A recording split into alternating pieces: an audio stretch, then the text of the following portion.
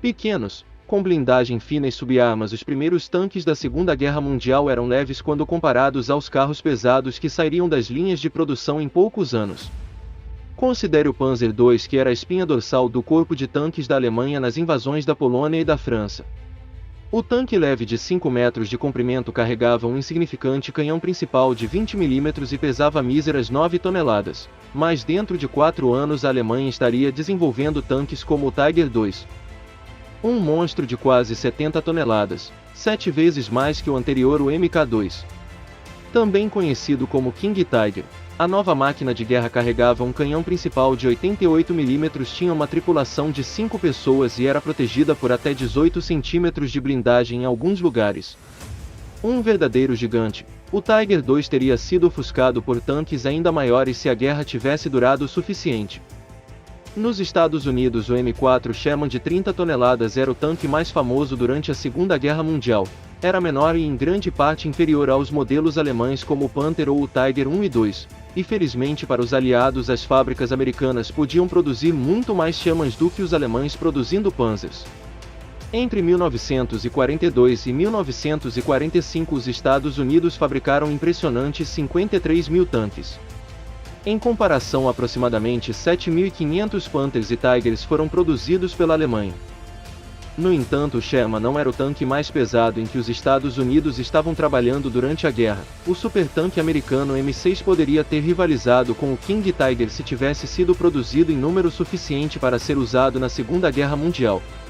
A máquina de 8 metros de comprimento e 57 toneladas transportava uma tripulação de 5 pessoas e apresentava 2 canhões principais, um de 76 mm e outro de 37 mm. Apenas 40 foram construídos antes que o exército dos Estados Unidos abandonasse o projeto. Os únicos veículos contra os quais o M6 iria enfrentar eram automóveis comuns. No último ano da guerra, os M6 emocionaram multidões esmagando carros antigos em campanhas de arrecadação de fundos da War Bonds. Surpreendentemente, o próprio M6 poderia facilmente ter sido esmagado sob os passos de um tanque ainda mais ambicioso sendo planejado nos Estados Unidos. O T-28 foi originalmente planejado para arar as defesas alemãs fixas como a linha Siegfried, enquanto também fazia um trabalho rápido com o King Tiger. Os aliados também esperavam que o T-28 participasse da Operação Dollfall, a invasão do Japão. O T-28 tinha 11 metros de comprimento e pesava quase 100 toneladas. Sem uma torre rotativa, era mais como um canhão autopropulsado ou um caça-tanques do que um tanque convencional.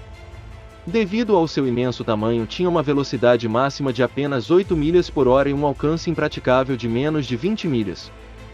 Apenas 2 dos tanques foram construídos e nenhum deles foi construído a tempo para o fim da guerra.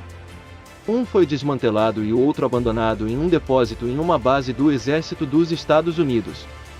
Foi redescoberto em 1974 e seria exibido no Museu Patton de Cavalaria. Os britânicos planejaram seus próprios supertanques, bem no início da guerra. O TOG-1 e o 2 eram tanques de 80 toneladas projetados para cruzar os mesmos tipos de campos cheios de crateras e lamacentas do norte da Europa que tornavam a mobilidade praticamente impossível na frente ocidental da Primeira Guerra Mundial.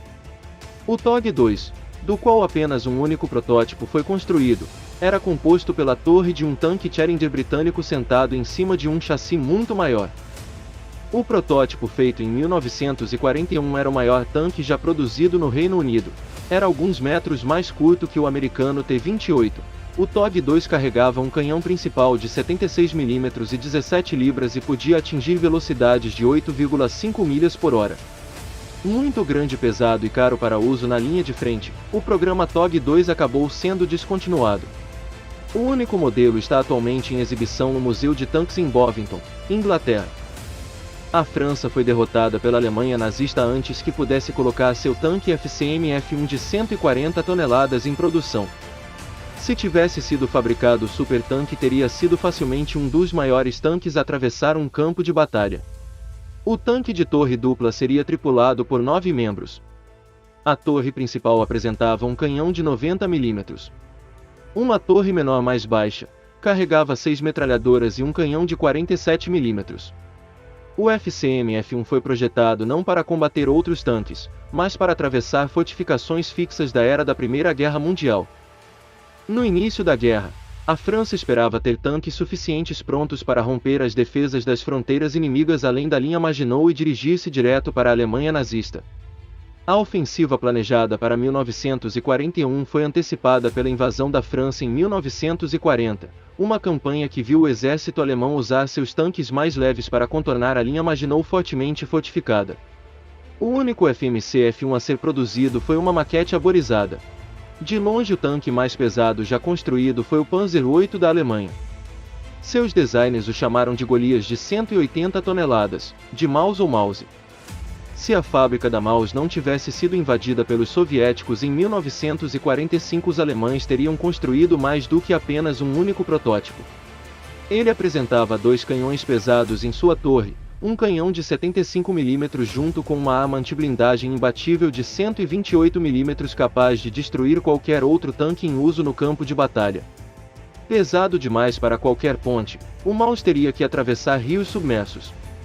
Antecipando isso, os designers o tornaram um tanque impermeável e o equiparam com um snorkel. Mesmo o poderoso Maus não seria páreo para o Landkrauser proposto pela Alemanha.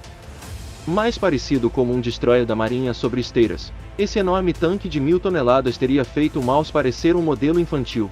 O L-1000, projetado em 1942 por engenheiros da Krupp, foi planejado para ter mais de 30 metros de comprimento e quase tão alto quanto um prédio de 4 andares.